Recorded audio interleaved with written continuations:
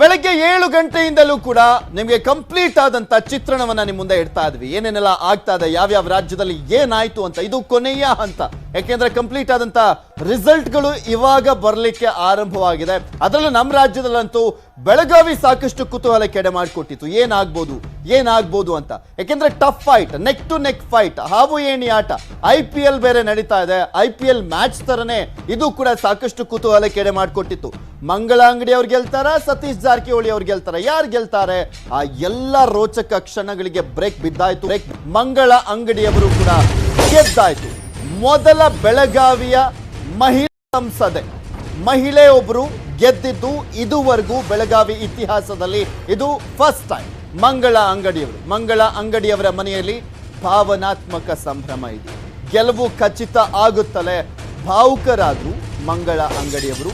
ಸುರೇಶ್ ಅಂಗಡಿ ಫೋಟೋಗೆ ನಮಸ್ಕರಿಸ್ತಾರೆ ಅವರ ಮನೆಯವರೆಲ್ಲ. ಆಮೇಲೆ ಜಗದೀಶ್ ಶೆಟ್ಟರ್ ಅವರು ಕೂಡ ಅಲ್ಲೇ ಇರ್ತಾರೆ, ಅವರ ಬೀಗರು ಅವರು. ಇಲ್ಲಿ ಎಲ್ಲೋ ಒಂದು ಕಡೆ ಈಸಿಯಾಗಿ ಗೆದ್ದೇ ಬಿಡ್ತೀವೇನೋ ಅಂತ ಅಂದ್ಕೊಂಡಿದ್ರು BJP ಅವರು.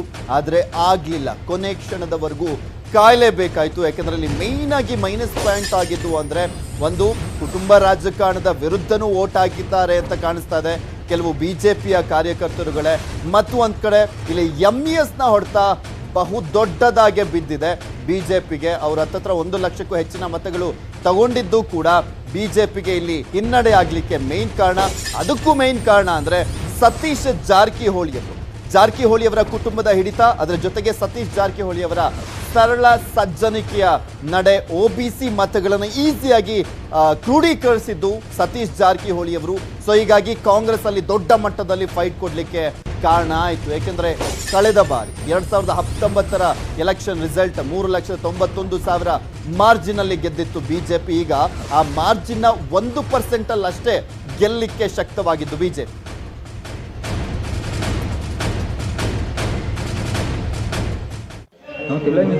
ಸರ್, ಅಭಿವೃದ್ಧಿ ಕಾರ್ಯಗಳು ಏನದಾವು ಅವು ಇನ್ನೂ ಅವರು ಬಹಳ ಕನಸ್ಕೊಂಡಿದ್ರು, ಬಹಳ ಮಾಡ್ಬೇಕಂತ.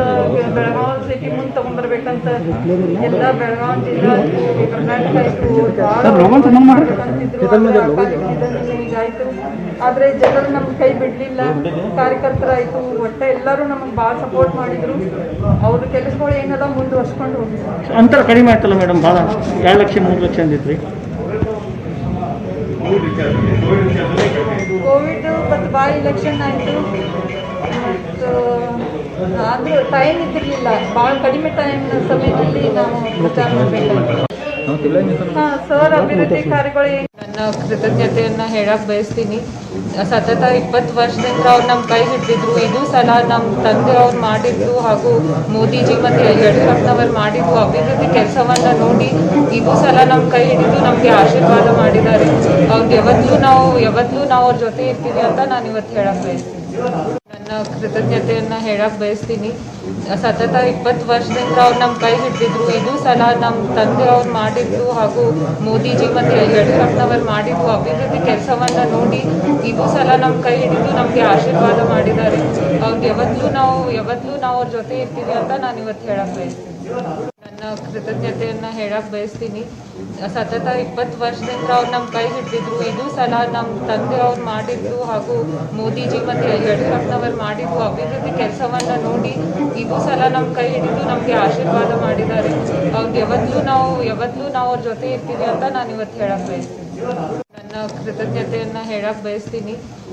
ನಮ್ಮ ಈ ಒಂದು ಲೋಕಸಭಾ ಕ್ಷೇತ್ರದ ಎಲ್ಲ ಶಾಸಕರು, ಎಲ್ಲ ಮಂತ್ರಿಗಳು ಮತ್ತು ಮಾಜಿ ಶಾಸಕರು ಮತ್ತು ನಮ್ಮ ಜಿಲ್ಲಾಧ್ಯಕ್ಷರು ಮತ್ತು ಸಾಮಾನ್ಯ ಕಾರ್ಯಕರ್ತರು 16,000 ಸಂಖ್ಯೆಯಲ್ಲಿ ಇವತ್ತು ಫೀಲ್ಡ್ನಲ್ಲಿ ಇಳಿದು ಕೆಲಸವನ್ನು ಮಾಡಿ ಇವತ್ತು ಈ ಒಂದು ಜಯವನ್ನು ಗಳಿಸಲಿಕ್ಕೆ ಅವರೆಲ್ಲರ ಒಂದು ಕಾಂಟ್ರಿಬ್ಯೂಷನ್ ಇದೆ. ನಮ್ಮ ಎಲ್ಲ ಕಾರ್ಯಕರ್ತರಿಗೆ, ನಮ್ಮೆಲ್ಲ ಶಾಸಕರಿಗೆ, ಮಂತ್ರಿಗಳಿಗೆ ಮತ್ತು ಮಾಜಿ ಶಾಸಕರು, ಜಿಲ್ಲಾಧ್ಯಕ್ಷರು, ಎಲ್ಲ ಪದಾಧಿಕಾರಿಗಳಿಗೆ ಇಲ್ಲಿ ಗೆಲುವನ್ನು ಸಾಧಿಸಲಿಕ್ಕೆ ಏನೊಂದು ಎಫರ್ಟ್ಸ್ ಮಾಡಿದ್ದಾರೋ ಅವರೆಲ್ಲರಿಗೂ ಸಹಿತ ನಾನು ಹಾರ್ದಿಕವಾದಂಥ ಅಭಿನಂದನೆ ಸಲ್ಲಿಸ್ತೀನಿ. ಮತ್ತು ರಾಜ್ಯದ ಮುಖ್ಯಮಂತ್ರಿಗಳಂಥ ಯಡಿಯೂರಪ್ಪನವರು ವಿಶೇಷವಾಗಿ ಅವರ ಒಂದು ಆರೋಗ್ಯದ ಸಮಸ್ಯೆಗಳಿದ್ದಾಗೂ ಸಹಿತ ಇಲ್ಲಿ ಕೊನೆಯ 2 ದಿವಸ ಇಲ್ಲಿ ಬಂದು ಅವರೇನು ಕ್ಯಾಂಪೇನ್ ಮಾಡಿದರು, ಅದರಲ್ಲೂ ಇಂಪ್ಯಾಕ್ಟ್ ಇದೆ. ಈ ಎಲ್ಲ ಕಾರಣಗಳ ಸಲುವಾಗಿ ನಾವು ಗೆದ್ದಿದ್ದೇವೆ. ಮತ್ತು ನಮ್ಮ ದೇಶದ ಪ್ರಧಾನಮಂತ್ರಿಗಳಂಥ ಸನ್ಮಾನ್ಯ ನರೇಂದ್ರ ಮೋದಿಯವರು ಈ ಒಂದು ಅವರ ಒಂದು ನಾಯಕತ್ವಕ್ಕೆ ಒಂದು ಹೆಚ್ಚಿನ ಒಂದು ಬಲ ಕೊಟ್ಟಂಥದ್ದು ಈ ಚುನಾವಣೆ ಫಲಿತಾಂಶ ಮತ್ತು ಇದರ ಜೊತೆಗೆ ನಮ್ಮ ಕೇಂದ್ರ ಅಸ್ಸಾಂ ಮತ್ತು ಅಸ್ಸಾಂನಲ್ಲಿ ಮತ್ತೊಮ್ಮೆ ಭಾರತೀಯ ಜನತಾ ಪಾರ್ಟಿ ಸರ್ಕಾರ ಅಸ್ತಿತ್ವಕ್ಕೆ ಬಂದಿರತಕ್ಕಂಥದ್ದು. ಪುದುಚೇರಿನಲ್ಲಿ ಇತಿಹಾಸದಲ್ಲಿ ಮೊದಲ ಬಾರಿಗೆ ಇವತ್ತು ಭಾರತೀಯ ಜನತಾ ಪಾರ್ಟಿ ಅಧಿಕಾರಕ್ಕೆ ಬಂದಿರತಕ್ಕಂಥದ್ದು ನಮ್ಮೆಲ್ಲರೂ ಕೂಡ ತುಂಬ ಸಂತೋಷವನ್ನು ತಂದುಕೊಟ್ಟಿದೆ. ಪಶ್ಚಿಮ ಬಂಗಾಳದಲ್ಲಿ ನಾವು ಅಂದ್ಕೊಂಡ ಮಟ್ಟದಲ್ಲಿ ಸಂಖ್ಯೆಗಳು ಬರದೇ ಇದ್ರೂ ಕೂಡ 75ಕ್ಕೂ ಹೆಚ್ಚು ಸ್ಥಾನಗಳನ್ನು ಗೆದ್ದು ಭಾರತೀಯ ಜನತಾ ಪಾರ್ಟಿ ಒಂದು ಅಧಿಕೃತ ವಿರೋಧ ಪಕ್ಷವಾಗಿ ರೂಪುಗೊಂಡಿರ್ತಕ್ಕಂಥದ್ದು ಬಹಳ ದೊಡ್ಡ ಸಾಧನೆ ಅಲ್ಲೂ ಕೂಡ ಮಾಡಿರ್ತಕ್ಕಂಥದ್ದು. ಕರ್ನಾಟಕದಲ್ಲಿ ಇವತ್ತು ಬಸವ ಕಲ್ಯಾಣ ಹಾಗೂ ಬೆಳಗಾಂ ಲೋಕಸಭಾ ಕ್ಷೇತ್ರದಲ್ಲಿ ಭಾರತೀಯ ಜನತಾ ಪಾರ್ಟಿ ಮತ್ತೊಮ್ಮೆ ಜಯಬೇರಿ ಬಾರಿಸಿರ್ತಕ್ಕಂಥದ್ದು. ಮಸ್ಕಿನಲ್ಲಿ ನಾವು ಯಾರೂ ಕೂಡ ನಿರೀಕ್ಷೆನ ಮಾಡಿರಲಿಲ್ಲ. ನಮ್ಮ ಎಲ್ಲ ಪಕ್ಷದ ಮುಖಂಡರು ನಮ್ಮ ಕಾರ್ಯಕರ್ತರು ಶ್ರಮವನ್ನು ಹಾಕಿದಂಥ ಸಂದರ್ಭದಲ್ಲಿ ಗೆಲ್ತೇವೆ ಅಂತಕ್ಕಂಥ ವಿಶ್ವಾಸದಲ್ಲಿದ್ದರೂ ಕೂಡ ಆ ಕ್ಷೇತ್ರದಲ್ಲಿ ಹಿನ್ನಡೆ ಆದರೂ ಕೂಡ ನಮ್ಮ ಕಾರ್ಯಕರ್ತರು ಯಾರೂ ಕೂಡ ಧೃತಿಗೆಡ್ತಕ್ಕಂಥ ಅವಶ್ಯಕತೆ ಇಲ್ಲ. ನಾವೆಲ್ಲರೂ ಕೂಡ ನಿಮ್ಮ ಜೊತೆಲಿ ಇದ್ದೇವೆ. ಕ್ಷೇತ್ರದ ಸಮಸ್ಯೆಗಳಿಗೂ ಸ್ಪಂದನೆಯನ್ನು ಮಾಡಿ ಬೆಳಗಾಂದಲ್ಲಿ ನಮ್ಮ ಭಾರತೀಯ ಜನತಾ ಪಾರ್ಟಿ ದಿವಂಗತ ಸುರೇಶ್ ಅಂಗಡಿ ಅವರ ಧರ್ಮಪತ್ನಿಯವರಿಗೆ ಕೊನೆಯ ಹಂತದಲ್ಲಿ ಗೆಲುವಾಗಿದೆ. ಗೆಲುವೇ. ಆದರೆ ಕಾಂಗ್ರೆಸ್ನವರು ಎಲ್ಲ ಒಂದು ಕಡೆ ಭ್ರಮಲೋಕದಲ್ಲಿದ್ದರು. ಬೆಳಗಾಂನಲ್ಲಿ ಗೆದ್ದೇ ಬಿಡ್ತೀವಿ ಅಂತ ಹೇಳಿ. ನಾನು ಒಂದು ಮಾತ್ರ ಕಾಂಗ್ರೆಸ್ನ ಮುಖಂಡರಿಗೆ ಹೇಳಕ್ಕೆ ಇಚ್ಛೆಪಡ್ತೀನಿ. ದೇಶದಲ್ಲಿ ಎಲ್ಲಿದ್ದೀರಿ ನಿಮ್ಮ ಅಡ್ರೆಸ್ಸು? ಕೇರಳದಲ್ಲಿದ್ದೀರಾ? ವೆಸ್ಟ್ ಬೆಂಗಾಲಲ್ಲಿದ್ದೀರಾ? ಎಲ್ಲಿ ಇಲ್ಲ ನಿಮ್ಮ ಅಡ್ರೆಸ್ ಎಲ್ಲ ಅಸ್ಸಾಂನಲ್ಲಿಲ್ಲ. ಹಾಗಾಗಿ ಒಂದು ಕಡೆ ಮಸ್ಕಿ ಕ್ಷೇತ್ರದಲ್ಲಿ ತಾವು ಗೆದ್ದಿರ್ಬೋದು, ದೇಶದಲ್ಲಿ ಅಡ್ರೆಸ್ ಇಲ್ಲ, ರಾಜ್ಯದಲ್ಲಿಲ್ಲ. ಬೆಳಗಾಂನಲ್ಲಿ ಅತಿ ಹೆಚ್ಚು ಮತ ಅದು ಸತೀಶ್ ಜಾರಕಿಹೊಳಿ ಕಾಂಗ್ರೆಸ್ ಅಂತಲ್ಲ. 35 ರೌಂಡ್ ಬಿಜೆಪಿ ಲೀಡ್ ಬಂದಿದೆ ಅಲ್ವಾ? ಇನ್ನೂ ಬೇಕಾದಷ್ಟು ರೌಂಡ್ ಇದೆ. ಇನ್ನೂ ಗೆಲ್ತೀರಿ ಬೆಳಗಾವಿ, ನಾವು ಗೆದ್ದೇ ಗೆಲ್ತೀವಿ. ಎರಡೂ ಕಾಂಗ್ರೆಸ್ ಸೀಟೇ ಇದೆ. ಎರಡೂ ಕಾಂಗ್ರೆಸ್ ಸೀಟೇ. ಅದರಲ್ಲಿ ಕಾಂಗ್ರೆಸ್ ಅಭ್ಯರ್ಥಿ ಗೆದ್ದಂಥ ಕ್ಷೇತ್ರ. ಇವತ್ತಲ್ಲಿ ನಾವು ಗೆಲ್ಲಬೇಕು ಅಂತ ಸರ್ವ ಪ್ರಯತ್ನ ಆಗಿತ್ತು. ಗೆದ್ದೇ ಗೆಲ್ತೀವಿ ಅನ್ನೋಂಥ ವಿಶ್ವಾಸ ಇತ್ತು. ಅದೆಲ್ಲ ಒಂದು ಕಡೆ ಜನರ ತೀರ್ಪು ನಮ್ಮ ಪರವಾಗಿಲ್ಲ. ಕಾಂಗ್ರೆಸ್ ಅಭ್ಯರ್ಥಿಗೆ ಇವತ್ತು ಒಲವನ್ನು ತೋರಿಸಿರುವಂಥದ್ದಿದೆ, ಇದನ್ನು ಸ್ವೀಕರಿಸ್ತೀವಿ. ಹಾಗೆ ಬಸವ ಕಲ್ಯಾಣದಲ್ಲೂ ಕಾಂಗ್ರೆಸ್ ಅಭ್ಯರ್ಥಿನೇ ಅಲ್ಲಿ ಮೊದಲು ಗೆದ್ದಿದ್ದು. ಇವತ್ತಲ್ಲಿ ನಮ್ಮ ಪಕ್ಷದ ಅಭ್ಯರ್ಥಿ ಗೆದ್ದಿದ್ದಾರೆ. ಒಳ್ಳೆಯ ಸಾಧನೆ ಆಗಿದೆ, ಖಂಡಿತ ಸಂತೋಷ ಇದೆ. ಒಳ್ಳೆ ಇವತ್ತು ಫಲಿತಾಂಶ ಇದೆ. ಆದರೆ ಇನ್ನೂ ಹೆಚ್ಚು ಮಸ್ಕಿಯಲ್ಲೂ ಗೆಲ್ಲಬೇಕು ಅನ್ನೋಂಥ ಏನೊಂದು ಉದ್ದೇಶ ಇತ್ತು, ಅದೆಲ್ಲ ಒಂದು ಕಡೆ ಆಗಿಲ್ಲ. ಇವತ್ತು ಇಡೀ ದೇಶದಲ್ಲಿ 5 ರಾಜ್ಯಗಳ ಚುನಾವಣೆಯ ಫಲಿತಾಂಶಗಳು ಬರ್ತಾ ಇದ್ದಾವೆ. ವಿಶೇಷವಾಗಿ ಭಾರತೀಯ ಜನತಾ ಪಾರ್ಟಿ ಇವತ್ತು ಪಶ್ಚಿಮ ಬಂಗಾಳದಲ್ಲಿ ಅಭೂತಪೂರ್ವವಾಗಿರ್ತಕ್ಕಂಥ ಸಾಧನೆಯನ್ನು ಮಾಡಿದೆ. ಅಸ್ಸಾಂ, ಪುದುಚೇರಿಗಳಲ್ಲಿ ಅಸ್ಸಾಂನಲ್ಲಿ 2ನೇ ಬಾರಿಗೆ ಅಧಿಕಾರವನ್ನು ಉಳಿಸಿಕೊಳ್ಳುವ ಪ್ರಯತ್ನಗಳಾಗಿದ್ದಾವೆ. ಪುದುಚೇರಿಯಲ್ಲಿ ಮೊದಲ ಬಾರಿಗೆ ಶೂನ್ಯದಿಂದ ಇವತ್ತು 11 ಸ್ಥಾನಗಳತ್ತ ಗೆಲುವಿನತ್ತ ಸಾಗ್ತಾ ಇದೆ. ತಮಿಳುನಾಡುಗಳಲ್ಲಿ, ಕೇರಳ ಮತ್ತು ಕರ್ನಾಟಕದಲ್ಲೂ ನಮ್ಮ ಚುನಾವಣೆ ಓಟಿನ ಫಲಿತಾಂಶದಲ್ಲಿ ಪರ್ಸೆಂಟೇಜ್ ವೈಸ್ ಭಾರತೀಯ ಜನತಾ ಪಾರ್ಟಿಗೆ ಅತಿ ಹೆಚ್ಚು ಸ್ಥಾನಗಳು ಬರ್ತವೆ. ಪರ್ಸೆಂಟೇಜ್ ವೈಸ್ ಅತಿ ಹೆಚ್ಚು ಮತಗಳು ಬರ್ತಾ ಇದ್ದಾವೆ. ಕರ್ನಾಟಕದಲ್ಲೂ ಈಗ ನಮ್ಮಲ್ಲಿಲ್ಲದೇ ಇರತಕ್ಕಂಥ ಬಸವ ಕಲ್ಯಾಣದಲ್ಲಿ ಗೆಲುವಾಗ್ತಾ ಇದೆ. ಬೆಳಗಾಂನಲ್ಲಿ ಇನ್ನೂ 50% ಹೆಚ್ಚು ಮತ ಎಣಿಕೆ ಇದೆ. ಸಂಜೆ ಒಳಗೆ ಆ ಫಲಿತಾಂಶವು ನಮ್ಮ ಪರವಾಗಿ ಬರಬಹುದು ಅನ್ನೋದು. ಓಕೆ, ಜನರ ತೀರ್ಪು ನಾವು ಒಪ್ಕೊಳ್ಳೇಬೇಕಾಗುತ್ತೆ. Because there was a parliament ಎಲೆಕ್ಷನ್ನಲ್ಲಿ 18 ಲಕ್ಷ ವೋಟರ್ಸ್ ಇರೋ ಕಡೆ ಬಹಳ ನ್ಯಾರೋ ಮಾರ್ಜಿನ್ನಲ್ಲಿ ಸೋಲೋದಿದೆಯಲ್ಲ, ಅದು ನಾನು ಸೋಲು ಅಂತ ಅನ್ಕೊಳ್ಳೋದೇ ಇಲ್ಲ ನಾನು ಅದನ್ನ. ಅಲ್ಲ, ಅಫ್ಕೋರ್ಸ್ ಒಂದು ಓಟ್ನಲ್ಲಿ ಗೆದ್ರು ಸೋಲೆ ಅಲ್ಲ, ಸೋತ್ರು ಸೋಲೆ. ಒಂದು ಓಟ್ನಲ್ಲಿ ಗೆದ್ದವರು ಪಾರ್ಲಿಮೆಂಟ್ಗೆ ಹೋಗೋದು. ನಮ್ಮ ಇಬ್ರಾಹಿಂ ಹೇಳ್ತೇವೆ, ಹಾರ್ಟ್ ಅಟ್ಯಾಕ್ ನೆಗೆದು ಬಿದ್ದಾಗೆ, ಜ್ವರ ಬಂದು ಸತ್ತಾಗೆ ಅಂತ. ಹಂಗೆ ಸೋಲೆ. ಬಟ್ ನಮ್ಮ ನಿರೀಕ್ಷೆ ಇತ್ತು, ಅಲ್ಲಿ ಗೆಲ್ತೀವಿ ಅಂತ ನಿರೀಕ್ಷೆ ಇತ್ತು. ಸೊ ನೀವು ಕೂಡ ಗಮನಿಸ್ತಾ ಇದ್ದೀರಾ ಏನೇನು ಆಗ್ತಾ ಇದೆ ಬೆಳಗ್ಗೆಯಿಂದ ಅಂತ. ಈ ಸಮೀಕ್ಷೆಗಳ ಅಂದ್ರೆ ಈ ಎಕ್ಸಿಟ್ ಪೋಲ್ ನಲ್ಲಿ ಏನ್ ಬಂದಿತ್ತು ರಿಸಲ್ಟ್, ಆಲ್ಮೋಸ್ಟ್ ಅದೇ ರೀತಿಯಾಗೇ ಬಂದಿದೆ. ಬಟ್ ಅಭೂತಪೂರ್ವವಾಗಿ ಜಯವನ್ನ ಸಾಧಿಸಿದ್ದಾರೆ. ಯಾರ್ಯಾರು ಅಧಿಕಾರವನ್ನ ಹಿಡಿತಾರೆ ಅನ್ನುವಂಥ ನಿರೀಕ್ಷೆ ಇತ್ತು ಅವರೆಲ್ಲರೂ ಕೂಡ. ಇನ್ನು ಬೆಳಗಾವಿ ಲೋಕಸಭಾ ಕ್ಷೇತ್ರ ಸಾಕಷ್ಟು ಹಾವು ಏಣಿ ಆಟಕ್ಕೆ ಕಾರಣವಾಗಿತ್ತು. ಫೈನಲಿ ಬಿಜೆಪಿಯಲ್ಲಿ ಗೆಲುವನ್ನ ಕಾಣ್ತು. ಅದು ಪ್ರಯಾಸದ ಗೆಲುವು. ಇದ್ರ ಬಗ್ಗೆ ಮತ್ತಷ್ಟು ಡೀಟೇಲ್ಸ್ ಅನ್ನು ನೀಡ್ತಾ ಹೋಗ್ತಾರೆ ನಮ್ಮ ಬೆಳಗಾವಿಯ ಪ್ರತಿನಿಧಿ ಲೋಹಿತ್ ನೇರ ಸಂಪರ್ಕದಲ್ಲಿ ಜಾಯ್ನ್ ಆಗ್ತಾ ಇದ್ದಾರೆ. ಲೋಹಿತ್, ನೋಡ್ತಾ ಇದ್ವಿ ಹಾವು ಏಣಿ ಆಟದಲ್ಲಿ ಫೈನಲಿ ಮಂಗಳ ಅಂಗಡಿಯವರು ಗೆದ್ದು ಬೀಗಿದ್ರು.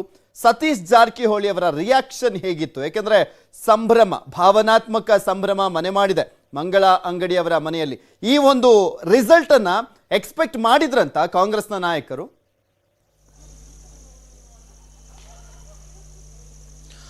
ಖಂಡಿತವಾಗ್ಲೂ ಏನಂತಂದರೆ ಕಾಂಗ್ರೆಸ್ನ ನಾಯಕರು, ಅದರಲ್ಲೂ ವಿಶೇಷವಾಗಿ ಸತೀಶ್ ಜಾರಕಿಹೊಳಿ ಅವರು ಈ ಒಂದು ರಿಸಲ್ಟ್ನ ಎಕ್ಸೆಪ್ಟೇಷನಲ್ಲಿದ್ದರು. ಯಾಕಂದರೆ ಮುಂಚೆಯಿಂದಲೂ ಕೂಡ ಅವ್ರು ಹೇಳ್ತಾ ಇದ್ರು, 1 ಓಟಿಂದ ಗೆದ್ದರೂ ಕೂಡ ಗೆಲುವೇ, 1 ಲಕ್ಷ ಓಟಿನ ಗೆದ್ದರೂ ಕೂಡ ಗೆಲುವೇ. ಆದರೆ ಆ ಒಂದು ಗೆಲುವಿನಲ್ಲಿ ನಾನು ಗೆಲ್ತೀನಿ ಅನ್ನುವಂಥ ಭಾವನೆಯನ್ನು ವ್ಯಕ್ತಪಡಿಸಿದ್ರು. ಅದ್ರ ಜೊತೆಗೆ ಏನಂತಂದ್ರೆ ತಮ್ಮ ಒಂದಷ್ಟು ಒಡನಾಟಗಳ ಜೊತೆ ಏನು ಮಾತಾಡ್ಕೊಂಡಿದ್ರು, ಅವ್ರ ಮುಂದೆ ಒಂದು ಕೂಡ ಹೇಳಿದ್ರು, ಏನಂದ್ರೆ ಲೀಡ್ ಜಾಸ್ತಿ ಸಿಗ್ಲಿಕ್ಕಿಲ್ಲ, ತುಂಬ ಕಡಿಮೆ ಅಂತರದಲ್ಲಿ ನಾನು ಗೆಲ್ಲಬಹುದು ಅನ್ನುವಂಥ ಭಾವನೆಯನ್ನು ಇಟ್ಕೊಂಡಿದ್ರು. ತುಂಬಾ ಲೀಡ್ ಏನು ಸಿಗುತ್ತೆ ಅನ್ನುವಂಥ ನಿರೀಕ್ಷೆನೇ ಇಟ್ಕೊಂಡಿಲ್ಲ. ಆದರೆ ಮಧ್ಯದಿಂದಲೂ ಕೂಡ ಹೌದೌದು, ಒಲ್ಲದ ಮನಸ್ಸಿನ ಸ್ಪರ್ಧೆ ಮಾಡಿದ್ರು ಕೂಡ ಏನಂತಂದರೆ ಕೊನೆ ಕ್ಷಣದಲ್ಲಿ, ಯಾಕಂದರೆ ಅವರು ಸತೀಶ್ ಜಾರಕಿಹೊಳಿ ಹಿಸ್ಟ್ರಿಯಲ್ಲೇ ಯಾವುದೇ ಕಾರಣಕ್ಕೂ ನಾನು ಸೋಲನ್ನು ಕಂಡಿಲ್ಲ ಅನ್ನುವಂಥ ಭಾವನೆಯನ್ನು ಇಟ್ಕೊಂಡು ಲಾಸ್ಟ್ ಮೂಮೆಂಟಲ್ಲಿ ಬಂದು ಸಾಕಷ್ಟು ಪ್ರಚಾರನೂ ಕೂಡ ಮಾಡಿದರು. ಸಾಕಷ್ಟು ಏನಂತಂದರೆ ಕ್ಯಾಂಪೇನ್ ಕೂಡ ಭಾಗವಹಿಸಿದ್ರು. ಅವ್ರ ಮಕ್ಕಳು ಕೂಡ ಅವ್ರ ತಂದೆಯ ಪರವಾಗಿ ಕ್ಯಾಂಪೇನನ್ನು ಮಾಡಿದರು. ಆದರೆ ಕೊನೆ ಹಂತದಲ್ಲಿ ಏನಂತಂದರೆ ಮಧ್ಯದಿಂದ ಇಟ್ಕೊಂಡು ಕೊನೆ ಹಂತದವರೆಗೂ ಕೂಡ ಸತೀಶ್ ಜಾರಕಿಹೊಳಿ ಲೀಡನ್ನೇ ಚೆನ್ನಾಗಿ ತೊಗೊಂಡಿದ್ರು. ಆದರೆ ಎಲ್ಲೋ ಒಂದು ಕಡೆ ಗೋಕಾಕ್ ಜನ ಸತೀಶ್ ಜಾರಕಿಹೊಳಿ ಕೈ ಹಿಡಿತಾರೆ ಅಂದ್ಕೊಂಡಿದ್ರು. ಆದರೆ ಗೋಕಾಕ್ ಜನ BJP ಕೈಯನ್ನು ಹಿಡಿದಿದ್ದಾರೆ ಅಂತಲೇ ಹೇಳ್ಬೋದಾಗುತ್ತೆ. ಅದರಲ್ಲೂ ವಿಶೇಷವಾಗಿ ಅರಬಾವಿಯಲ್ಲಿ ಸತೀಶ್ ಜಾರಕಿಹೊಳಿ ಲೀಡ್ ತಗೊಂಡಿದ್ದಾರೆ. ಆ ಇಡೀ ಲೀಡನ್ನು ಗೋಕಾಕದ ಜನ ಇಲ್ಲಿ ಮುರಿದಿದ್ದಾರೆ ಅಂತಲೇ ಹೇಳ್ಬೋದು. ಸೊ ನಾನು ಕ್ಷೇತ್ರ ವೈಸ್ ನಾನು ಹೇಳ್ಕೊಂಡು ಹೋಗ್ತೀನಿ, ಯಾವ್ಯಾವ ಕ್ಷೇತ್ರದಲ್ಲಿ ಎಷ್ಟೆಷ್ಟು ಲೀಡ್ ಬಂದಿದೆ ಅನ್ನುವಂಥ ಒಂದು ಮಾಹಿತಿಯನ್ನು ನಾನು ಪ್ರಮುಖವಾಗಿ ನೋಡಿದ್ರೆ ಅರಬಾವಿ ರಮೇಶ್ ಜಾರಕಿಹೊಳಿ ಅವರು ಪ್ರಚಾರದಲ್ಲಿ ಭಾಗಿನೇ ಆಗಲಿಲ್ಲ. ಕೊನೆಯವರೆಗೂ ಕೂಡ ಗೋಕಾಕ್ನಲ್ಲಿ ಇದ್ದರೂ ಕೂಡ ಭಾಗಿನೇ ಆಗಲಿಲ್ಲ. ಇದು ಕೂಡ ಎಲ್ಲೋ ಒಂದ್ ಕಡೆ ಮೈನಸ್ ಪಾಯಿಂಟ್ ಆಯ್ತು ಅಂತ ಕಾಣಿಸುತ್ತೆ ಬಿಜೆಪಿಗೆ, ಇಷ್ಟು ಚಿಕ್ಕ ಮಾರ್ಜಿನ್ ಬರ್ಲಿಕ್ಕೆ. ಯಾಕೆಂದ್ರೆ ಗೋಕಾಕ್ ಕ್ಷೇತ್ರದಲ್ಲಿ ತುಂಬಾ ಪ್ರಭಾವಿತರಾಗಿದ್ದಂಥವ್ರು, ಬೆಳಗಾವಿ ಗ್ರಾಮಾಂತರ ಕ್ಷೇತ್ರದಲ್ಲಿ ತುಂಬಾ ಪ್ರಭಾವಿತರಾಗಿದ್ದಂಥವ್ರು, ಒಂದ್ ಕಡೆ OBC ವೋಟ್ಸ್, ಅದರ ಜೊತೆಗೆ MES ವೋಟ್ಸ್ಗಳನ್ನ, ಮರಾಠಿ ವೋಟ್ಗಳನ್ನ ತೆಗೆದುಕೊಳ್ಳುವಂತ ನಿಟ್ಟಿನಲ್ಲಿ ರಮೇಶ್ ಜಾರಕಿಹೊಳಿ ಅವರ ಪಾತ್ರ ಆಕ್ಚುಲಿ ದೊಡ್ಡದಾಗಿತ್ತು. ಬಟ್ ಅವರ ಇಲ್ಲದಿರುವಿಕೆ ಇಲ್ಲಿ ಬಿಜೆಪಿಗೆ ದೊಡ್ಡ ಮೈನಸ್ ಪಾಯಿಂಟ್ ಆಗಿದೆ ಅಂತ ಕಾಣಿಸುತ್ತೆ ಅಲ್ವಾ? ಮೇನ್ಲಿ ಖಂಡಿತವಾಗ್ಲೂ ಬೆಳಗಾವಿ ಗ್ರಾಮೀಣ ಆಗಿರ್ಬೋದು, ದಕ್ಷಿಣ ಭಾಗದಲ್ಲಿ ಆಗಿರ್ಬೋದು, MESC ಅತಿ ಹೆಚ್ಚಿನ ಸಂಖ್ಯೆಯಲ್ಲಿ ಇಲ್ಲಿ ಓಟ್ ಹೋಗಿರ್ತಕ್ಕಂಥದ್ದು. ಸೊ ಅವರ ಒಂದು ಏನು ರಮೇಶ್ ಜಾರಕಿಹೊಳಿ ಒಂದು ಪ್ರಭಾವ ಇತ್ತು, ಅವರ ಹಿಡಿತ ಇತ್ತು, ಸಾಕಷ್ಟು MES ಮುಖಂಡರ ಮೇಲೆ ಇತ್ತು. ಆದರೆ ಅವರು ಬರದೇ ಇರೋ ಕಾರಣಕ್ಕಾಗಿ ಇವತ್ತು ಹೆಚ್ಚಿನ ಪ್ರಮಾಣದಲ್ಲಿ ಅಂದರೆ 1,16,000 ಓಟನ್ನು MES ಪಾಲಿಗೆ ಹೋಗಿರ್ತಕ್ಕಂಥದ್ದು.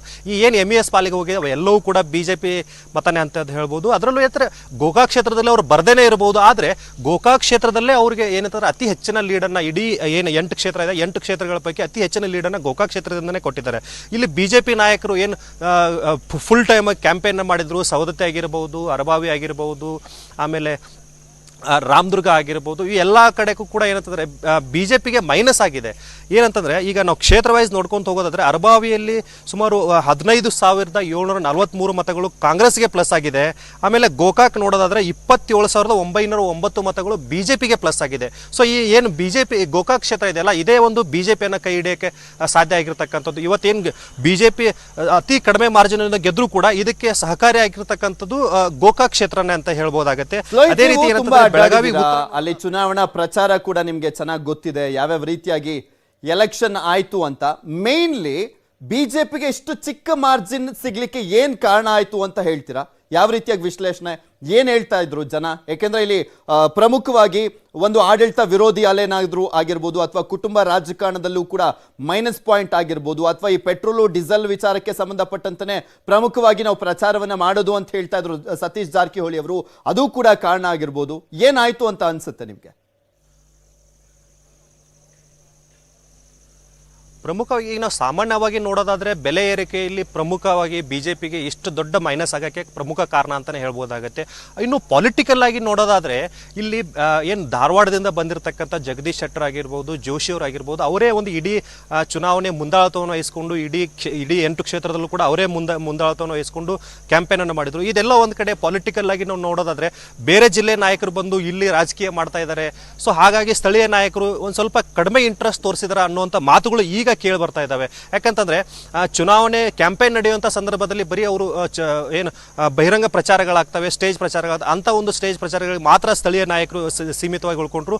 ಇನ್ನು ಉಳಿದು ಎಲ್ಲ ಲೀಡನ್ನ ಅಥವಾ ಎಲ್ಲ ಏನೋ ಒಂದು ಜವಾಬ್ದಾರಿಯನ್ನ ಧಾರವಾಡದ ನಾಯಕರೇ ವಹಿಸ್ಕೊಂಡಿದ್ರು. ಸೊ ಅದು ಒಂದು ಕಡೆ ಬಿಜೆಪಿಗೆ ಮೈನಸ್ ಆಗೋದಕ್ಕೆ ಅದು ಒಂದು ಪ್ರಮುಖ ಕಾರಣ ಆಗತ್ತೆ. ಯಾಕಂತಂದ್ರೆ ಸ್ಥಳೀಯ ನಾಯಕರನ್ನ ಬಿಟ್ಟು ಬೇರೆ ಜಿಲ್ಲೆ ನಾಯಕರು ಬಂದು ನಮ್ಮ ಜಿಲ್ಲೆಯಲ್ಲಿ ರಾಜಕೀಯ ಶುರು ಮಾಡ್ಕೊಂಡ್ಬಿಟ್ರೆ ಹೇಗೆ ಅನ್ನುವಂಥ ವಿಚಾರ ಕೂಡ ಇಲ್ಲಿ ಮುನ್ನೆಲೆಗೆ ಬರುತ್ತೆ. ಆ ಒಂದು ಕಾರಣಕ್ಕಾಗಿ ಎಲ್ಲೋ ಒಂದು ಕಡೆ ಏನಂತಂದ್ರೆ ಬಿಜೆಪಿ ಸ್ಥಳೀಯ ನಾಯಕರು ಅಂದ್ರೆ ಸಂಪೂರ್ಣ ಮನಸ್ಫೂರ್ತಿಯಾಗಿ ಕೆಲಸ ಮಾಡಿಲ್ಲ ಅಂತಾನೆ ತಗೋಬಹುದಾಗುತ್ತೆ. ಇನ್ನು ಬೆಲೆ ಏರಿಕೆ ಅಂತೂ ಖಂಡಿತವಾಗ್ಲೂ ಬಿಜೆಪಿ ಮೇಲೆ ಎಫೆಕ್ಟ್ ಆಗಿದೆ. ಯಾಕಂದ್ರೆ ಪೆಟ್ರೋಲ್ ಬೆಲೆ ದಿನದಿಂದ ದಿನಕ್ಕೆ ಏರಿಕೆ ಆಗ್ತಾ ಇದೆ, ದಿನಸಿ ಬೆಲೆಗಳು ದಿನದಿಂದ ದಿನಕ್ಕೆ ಏರಿಕೆ ಆಗ್ತಾ ಇದೆ. ಎಲ್ಲವೂ ಕೂಡ ಬಿಜೆಪಿಗೆ ಮೈನಸ್ ಆಗೋದಕ್ಕೆ ಕಾರಣ. ಯಾಕಂದ್ರೆ ರಾಜ್ಯದಲ್ಲಿ ಬಿಜೆಪಿ ಸರ್ಕಾರ ಇದೆ, ಕೇಂದ್ರದಲ್ಲೂ ಕೂಡ ಬಿಜೆಪಿ ಸರ್ಕಾರ ಇದೆ. ಎರಡೂ ಸರ್ಕಾರ ಇದ್ರೂ ಸಹ ಜನ ಏನಂತಂದ್ರೆ ಹೆಚ್ಚಿನ ಪ್ರಮಾಣದಲ್ಲಿ ಕಾಂಗ್ರೆಸ್ ಪರವಾಗಿ ವೋಟ್ ಮಾಡಿದ್ದಾರೆ. ಅವರು ಕ್ಯಾಂಪೇನ್ ಅಲ್ಲಾದ್ರೂ ಕೂಡ ಯಾವುದೇ ಕಾರಣಕ್ಕೂ ವೈಯಕ್ತಿಕ ಟಾರ್ಗೆಟ್ಗಳನ್ನ ಮಾಡಲಿಲ್ಲ, ವೈಯಕ್ತಿಕವಾಗಿ ಯಾರಿಗೂ ವಿರುದ್ಧ ಕೂಡ ಹೇಳಿಕೆಗಳನ್ನ ಕೊಡಲಿಲ್ಲ. ನೀವು ಏನಂತಂದ್ರೆ ಬಿಜೆಪಿಗೆ ತಕ್ಕ ಪಾಠವನ್ನು ಕಲಿಸಬೇಕಾದ್ರೆ ನೀವು ಕಾಂಗ್ರೆಸ್ಗೆ ಮತ ನೀಡಿ.